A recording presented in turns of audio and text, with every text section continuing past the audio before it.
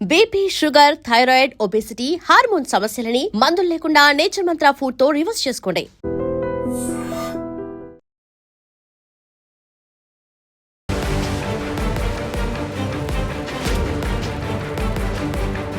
నమస్కారం, welcome to I dream.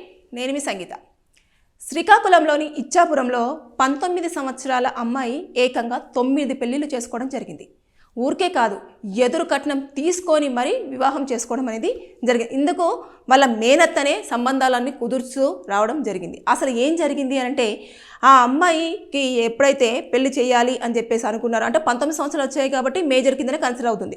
కాబట్టి వాళ్ళ మేనత్త ఏం చేసిందంటే, ఎవరైతే అబ్బాయిలు పెళ్లి చేసుకోవాలని చెప్పేసి అమ్మాయి కోసము వెతుకుతూ ఉంటారో, లేదంటే సింగిల్గా ఉన్నవాళ్ళు కానివ్వండి, లేదు అనుకుంటే కొంచెం కుటుంబ పరిస్థితి కొంచెం లేని వాళ్ళు కానివ్వండి, అదేవిధంగా తల్లిదండ్రులు లేని యువకులు కానివ్వండి, సింగిల్ పేరెంట్ ఉన్న వాళ్ళు కానివ్వండి, ఇలా ఎవరైతే ఉంటారో ఆ అబ్బాయిలను ఆ అమ్మాయి టార్గెట్ వాళ్ళ మేనత్త ముందు చూస్తుంది అన్నట్టు. చూసిన తర్వాత, నాకు తెలిసిన ఒక అమ్మాయి ఉంది, ఈ అమ్మాయికి 19 సంవత్సరాలు ఉంటాయి, వాళ్ళ యొక్క కుటుంబ పరిస్థితి బాగాలేదు, ఆర్థికంగా వాళ్ళు చాలా దయనీయ స్థితిలో ఉన్నారు, కొంచెం డబ్బు ఇస్తే వాళ్ళ కుటుంబానికి ఆసరాగా ఉంటుంది, అప్పుడు ఈ అమ్మాయి పెళ్లి చేసుకోవడానికి రెడీగా ఉంది అని చెప్పేసి అనగానే ఏం చేస్తున్నారు, వారు అడిగినంతలో వాళ్ళకు కుదిరినంత డబ్బులు ఇచ్చేసి మరి ఆ అమ్మాయిని వివాహం చేసుకోవడం అనేది జరిగిన తర్వాత ఏమైందనంటే, ఈ అమ్మాయి ఆ రోజు పెళ్ళి అయిపోయిన తర్వాత నెక్స్ట్ డే రోజు ఇంట్లో ఉన్న నగలు, డబ్బులు అన్నీ తీసేసుకొని మొత్తం ఇంకా అక్కడి నుంచి పారిపోవడం.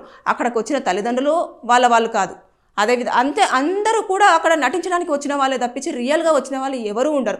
అట్లా ఏకంగా 9 పెళ్ళిళ్ళు చేసుకున్న తర్వాత ఆవిడ రీసెంట్గా ఒక అబ్బాయిని వివాహం చేసుకున్న నెక్స్ట్ డే రోజే ఇంట్లో ఉన్న డబ్బులు బంగారం అంతా తీసుకొని వెళ్ళిపోతే పోలీస్ స్టేషన్కి వచ్చేసి నేను నిన్న నైట్ పెళ్లి చేసేసుకున్నాను, ఈ అమ్మాయి కనిపించట్లేదు, దాంతోపాటు నగలు డబ్బులు కూడా కనిపించట్లేదు అని చెప్పేసి వాళ్ళు పోలీస్ స్టేషన్లో కంప్లైంట్ ఇవ్వడంతో వాళ్ళు ఏం చేశారంటే, అరే మరి అమ్మాయి ఎక్కడ మిస్ అయిపోయింది, మరి నగలు డబ్బులు లేవు అని చెప్పేసి అంటున్నారు కదా అని చెప్పేసి వాళ్ళు మొత్తం చెక్ చేసిన తర్వాత వాళ్ళను మొత్తం కనుక్కొని పట్టుకుంటే తెలిసింది ఏంటంటే, ఏకంగా ముందుగానే ఇదివరకు వాళ్ళు 9 పెళ్లిళ్ళు చేసుకున్నట్టుగా కూడా పోలీసులు గుర్తించారు.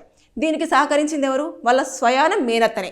అంటే డబ్బులు తీసుకొని, ఎదురు కట్నం తీసుకొని మరి పెళ్లిళ్ళు చేస్తున్నారు అంటే ఎవరికి తోచినంత వాళ్ళు ఇస్తారు. కొంతమంది 1,00,000 రూపాయలు ఇస్తారు, కొంతమంది 2 లక్షలు ఇస్తారు, కొంతమంది 5 లక్షలు ఇస్తారు, ఎందుకంటే చిన్న పాప 19 సంవత్సరాలు అంటే చాలా తక్కువ ఏజ్ కాబట్టి ఎక్కువ మంది కూడా ఎక్కువగా ఇంట్రెస్ట్ చూపిస్తారు. అంటే ఇంత చిన్న పిల్ల మన లైఫ్లోకి వస్తుంది కాబట్టి మనం చెప్పినట్టు వింటుంది అని చెప్పేసి అన్న ఉద్దేశం కూడా చాలామంది అబ్బాయిలలో కూడా ఉండే మనస్తత్వం అన్నట్టు.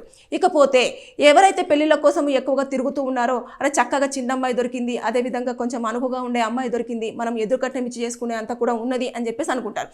ఇవి ఈ మధ్యకాలంలో చాలా జరుగుతున్నాయి. గతంలో కూడా ఏపీలోనే ఒక ఇన్సిడెంట్ జరిగింది. అంటే ఆ పెళ్లి బ్యూరో నుంచి వెళ్ళి ఒక అబ్బాయిని పెళ్లి చేసుకోవడము, ఆయన దగ్గర నుంచి వెళ్ళి దాదాపుగా ఒక 10 లక్షల వరకు తీసుకోవడము, తర్వాత నెక్స్ట్ వెంటనే అక్కడి నుంచి పారిపోవడం, ఇలా నిత్య పెళ్లి కూతుర్ల భాగోతం అనేది ఈ మధ్య కాలంలో ఎక్కువగా మనం చూస్తూ ఉన్నాం. అయినా సరే యువకులు మళ్ళీ మోసపోతూనే ఉన్నారు. నేను చెప్పేది ఏంటంటే, ఎప్పుడైనా సరే ఒక అమ్మాయి విషయంలో మీరు ఎదురు కట్నం ఇచ్చి మరీ పెళ్లి చేసుకుంటున్నారు అనుకున్నప్పుడు ఖచ్చితంగా వారి యొక్క వివరాలు అనేవి పూర్తి స్థాయిలో తెలుసుకోవాలి. అంటే పెళ్లి లేట్ అవుతుంది అన్న కారణంతో మీరు మోసపోయే దారిలోనే వెళ్తున్నారు తప్పించి, అరే ఇంకా అయ్యిందేదో లేట్ అయ్యింది, కొంచెం చెక్ చేసుకుంటే మనకు అన్ని రకాలుగా బాగుంటుంది అన్న విషయాన్ని పూర్తి స్థాయిలో మర్చిపోతున్నారు. దానివల్లనే ఇలాంటి మోసాలు అనేవి ఎక్కువగా జరుగుతున్నాయి. దాంతోపాటు యువకులు కూడా మోసిపోవడం అనేది జరుగుతూ వస్తుంది. అంటే ఇలా దాదాపుగా వారు అక్కడి నుంచి పారిపోతూ ఉన్నారు. ఆధార్ కార్డు మళ్ళీ మార్చడం, మళ్ళీ కొత్తగా మళ్ళీ ఇంకొక యువకుని చూడడం, మళ్ళీ అతనికి ఇట్లా అమ్మాయి ఉందని చెప్పడం, మళ్ళీ ఆ దగ్గర నుంచి డబ్బులు తీసుకోవడం, ఈ అమ్మాయికి పెళ్లి చేయడం, మళ్ళీ నెక్స్ట్ డే రోజు డబ్బులు బంగారం తీసుకోవడం, పారిపోవడం. ఇది వాళ్ళు నిత్యగా పెట్టుకున్న పని అన్నట్టు. అంటే ఎలా చూసుకున్నా కూడా 19 సంవత్సరాలలో 9 పెళ్ళిళ్ళు అంటే జస్ట్ ఇమాజిన్, వాళ్ళు నెలకొకటి చేసుకున్నారా, 2 నెలలకొకటి చేసుకున్నారా కూడా మనం అంచనా వేయలేకపోతున్నాం. అంత తొందరగా అంత ఫాస్ట్గా ఎలాంటి భయం లేకుండా, దొరుకుతామన్న టెన్షన్ లేకుండా, అరే మోసం చేస్తున్నాము మరి వారి పోలీసులకు పట్టుబడితే మనకి ఎలాంటి పనిష్మెంట్ ఉంటుంది అన్న విషయం కూడా గ్రహించకుండా వారు ఇక్కడ ఇలాంటి దారుణాలకు పాల్పడుతూ ఉన్నారు. దానికి ఒక బ్యాచ్గానే వాళ్ళు ఫామ్ అయిపోయి ఇక్కడ తల్లిదండ్రులకు లాగా కొంతమంది వస్తారు, బంధువులలాగా కొంతమంది వస్తారు, ఇంకా మేనత్త మధ్యవర్తిత్వం వహిస్తుంది కాబట్టి ఆవిడ పెళ్లి పెద్దగా ఉండడం జరుగుతుంది. ఆ అమ్మాయికి అబ్బాయి నచ్చినట్టుగా బిహేవ్ చేస్తుంది, అదేవిధంగా అమ్మాయి ఇదంతా రియల్గా అసలు నిజంగా తలుచుకుంటూనే అసలు ఎంత ఆశ్చర్యం వేస్తుందో ఒకసారి ఆలోచించండి. ఇంత పకడ్బందీగా 9 సార్లు చేసుకుంటే మరి ఎవరైనా ఎక్కడైనా మనం పట్టుబడితే లేదంటే మనం ఇదివరకు గతంలో పెళ్లి చేసుకున్న వారికి ఎవరైనా తెలుసుంటారేమో, మనం దొరికిపోతే ఎలా ఉంటుంది అన్న విషయాన్ని మాత్రం పక్కన పెట్టేస్తున్నారు. వారు మోసం చేయాలని డిసైడ్ అయిపోతున్నారు కాబట్టి మోసం చేసే విధానంలోనే వాళ్ళు అదే వేలో ఆ పెళ్ళిళ్ళు అనేవి చేసుకుంటూ వెళ్తూ వస్తున్నారు. ఇలా నిత్య పెళ్లి కూతురు అనే వాళ్ళు చాలా వరకు మోసాలు చేస్తూ ఉన్న బంగారం డబ్బులను తీసుకొని పోతారు. ఇలాంటి వాళ్ళకు ఎప్పుడైతే ఇప్పుడు 19 yearsకి ఫస్ట్ పెళ్ళి ఏదైతే చేసుకున్నారో ఆ పెళ్ళి ఖచ్చితంగా చెల్లుతుంది. తర్వాత మిగతా పెళ్ళిళ్ళు ఏవైతే చేసుకున్నారో రిమైనింగ్ అవి ఏ ఒక్కటి కూడా చెల్లదు. రీజన్ ఏంటంటేను అక్కడ విడాకులు అనేది ఇవ్వలేదు కాబట్టి, ఆ విడాకులు ఇవ్వలేదు కాబట్టి ఫస్ట్ మ్యారేజ్ ఏదైతే చేసుకున్నారో ఆ మ్యారేజ్ కిందనే ఆ వ్యక్తి ఎవరైతే ఉన్నారో తను భర్త కింద రావడం జరుగుతుంది. ఒకవేళ ఇది బిగామి కింద కూడా వస్తుంది అన్నట్టు, ఒకరు కాకుండా ఒక ఇద్దరు ముగ్గురుతో ఉన్నారు కాబట్టి ఇది బిగామి కింద రావడం జరుగుతుంది. కాబట్టి వీరికి కూడా చీటింగ్ కేసు వస్తుంది. తర్వాత అంటే మోసం చేశారు, దాంతోపాటు పెళ్ళిళ్ళు కంటిన్యూగా చేసుకుంటూ వారి దగ్గర నుంచి డబ్బులు తీసుకున్నారు. ఇవన్నీ కూడా పోలీసులు ఎంక్వైరీలో పూర్తి స్థాయిలో తెలుసుకున్న తర్వాత వారికైతే పనిష్మెంట్ మినిమం ఉంటుంది. ఒక 5 years నుంచి 7 years వరకు కూడా జైలు శిక్ష పడే అవకాశాలు ఉంటాయి.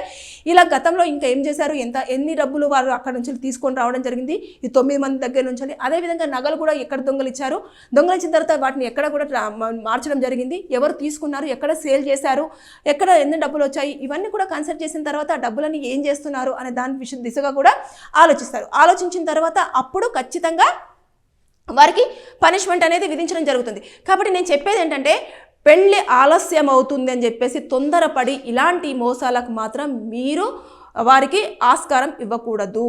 ఎందుకు అనంటే పెళ్ళి చేసుకోవాలి అన్న ఉద్దేశం ఉంటే వారి యొక్క పూర్తి వివరాలు, మధ్యవర్తి ఎవరున్నా సరే వారి యొక్క వివరాలు అవన్నీ కూడా మీరు పిన్ టు పిన్ తెలుసుకునే ప్రయత్నం చేయండి.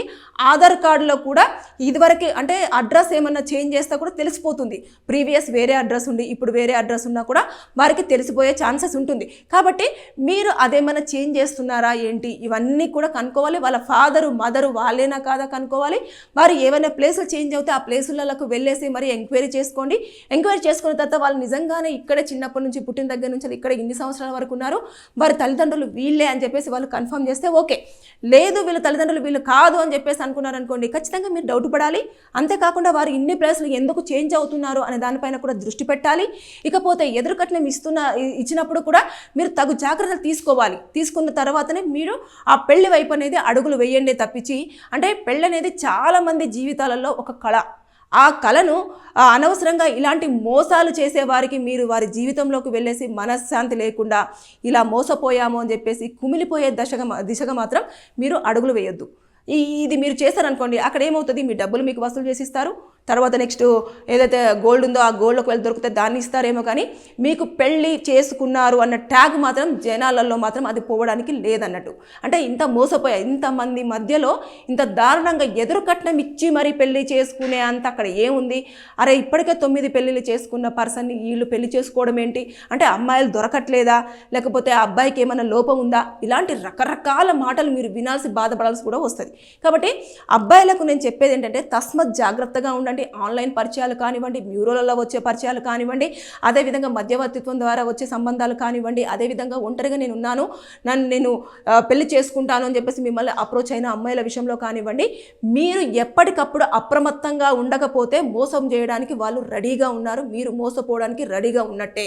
కాబట్టి బీ కేర్ఫుల్. మీ జీవితాన్ని తీసుకెళ్ళి ఒకరి చేతిలో పెడుతున్నప్పుడు దానికి 1కి 100 సార్లు ప్రతిదీ ఎంక్వైరీ చేసుకొని కరెక్ట్ అని చెప్పేసి తెలుసుకున్న తర్వాతనే మీరు పెళ్లి చేసుకొని సంతోషంగా ఉండే దిశగా ఆలోచించండి తప్పించి ఇలా మోసపోయి మాత్రం ఇబ్బందులలో పడొద్దనేది నేను ఈ వీడియోతో మీకు తెలియజేయాలనుకుంటున్నాను. Thank you. And for more videos, Please subscribe to iDream. Please subscribe to iDream. Please subscribe iDream. And please subscribe to iDream. For more videos, subscribe to iDream. please like, share and subscribe to the channel. Congratulations, iDream. subscribe to iDream. Subscribe to iDream. So subscribe to iDream Media. iDream की iDream team अंदर की huge congratulations. Please subscribe iDream Media. Please subscribe to iDream. Subscribe iDream. Please subscribe to iDream. iDream అంటే నా కళల channel subscribe చేసుకున్న నోరు తిరుగుతలేదు, మీరైతే గంట గుర్తు కొట్టండి. For more such videos, please subscribe to iDream. Subscribe to iDream. Please subscribe to iDream. Please subscribe iDream Media. Please do subscribe to iDream. Please subscribe to iDream Media. For best entertainment and information, please subscribe iDream. And don't forget to subscribe to iDream.